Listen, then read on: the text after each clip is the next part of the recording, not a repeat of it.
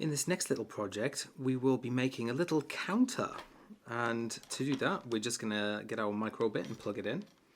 So it's ready. Right, and then we go over to the Make Code editor.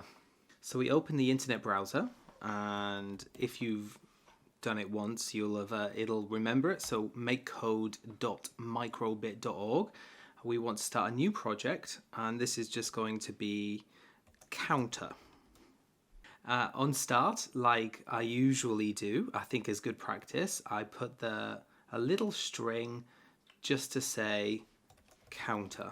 That's what this program is. What is this program going to do? We are going to just make it so that when you press one of the buttons, it increases the number that you can see displayed on the screen. So fairly simple. The important thing is that we are going to make a variable. And this variable is going to be the count. At the beginning, we will set count to 0. And that's because we just start the program.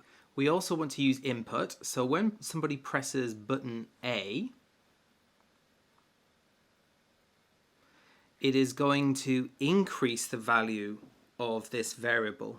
Now the complication, if you've not done this kind of thing before, is that if you just press the button, how do you increase the value by 1? Because to increase it, you have to know what the value was before. And so this is where we do something that looks a little strange in programming if you haven't seen it before. But let's go over to the Make Code editor and I'll show you what I mean. So when button A is pressed, we want to change the value of count. And what is count going to be? Well, I'm going to go into the maths blocks here, and I'm going to take this first one. You can see this purple block here is just adding together two things. And what I want to do is I just want to add 1 to count. And so that's what I write. But I need to get the variable from the variables block and put that into this space here. So it looks a bit strange. It says set count to count plus 1. What that really means is I want the value of count now to be the same as what it was before plus 1. If we do that, we can just keep on counting. The next thing we'll do is we'll go back into basic and we will show number. And we don't want to show the number 0. We want to show our count variable. Okay, that is the basic program. So let's give it a shot.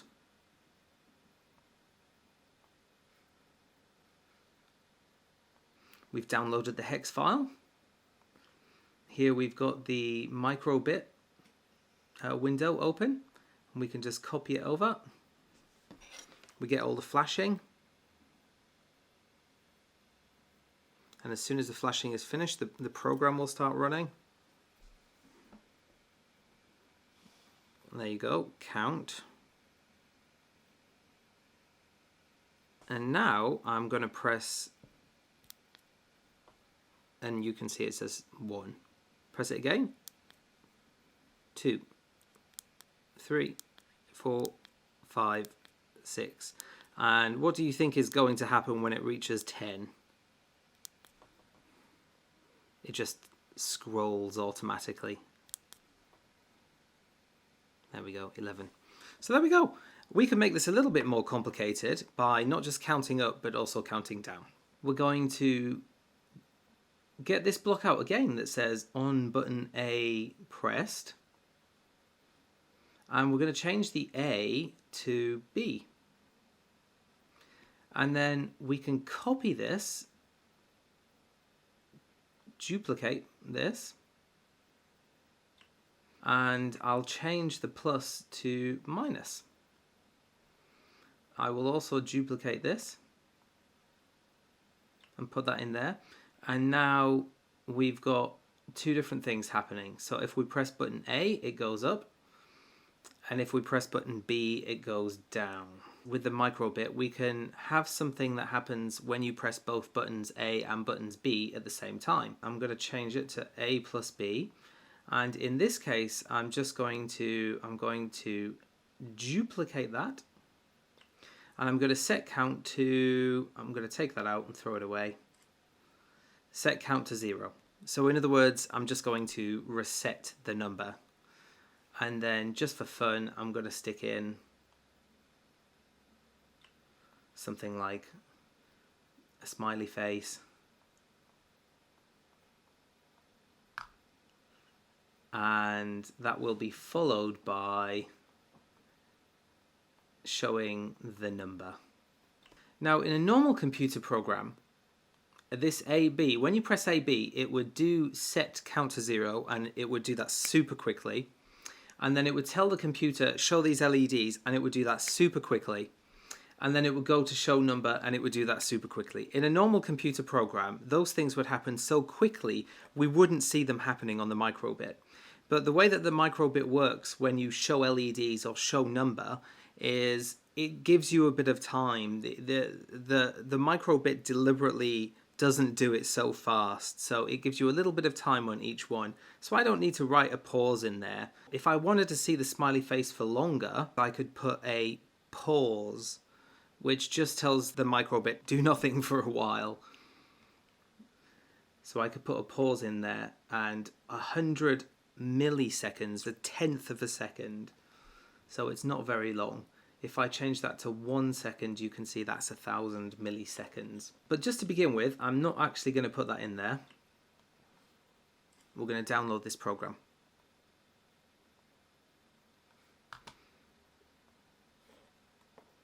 Great. It's flashing.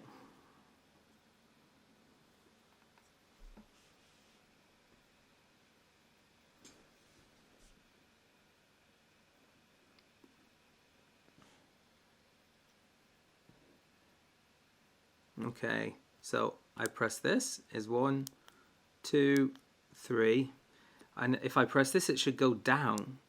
So 2, 1, there you go, 1, 2, 3, 4, 5, 4, 3, and then if I press them both together, you see it gave me the smiley face just quickly, but it was long enough for me to see it. And if I wanted that to last for longer, I can put the pause in there. So let's just try that and see what it's like. Basic blocks, pause, and I'm going to put that in there for 1 second. Download the file again.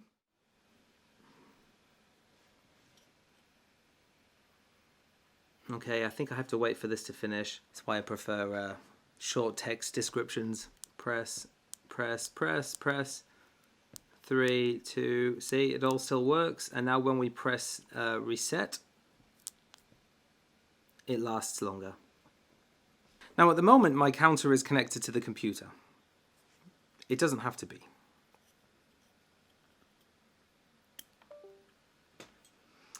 Now if I have a battery pack, like I do here, I can plug this into the microbit in this connector.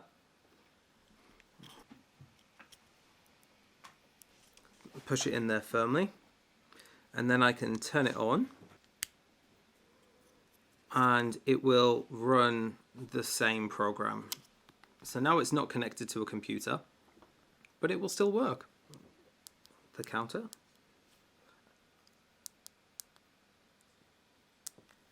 It resets.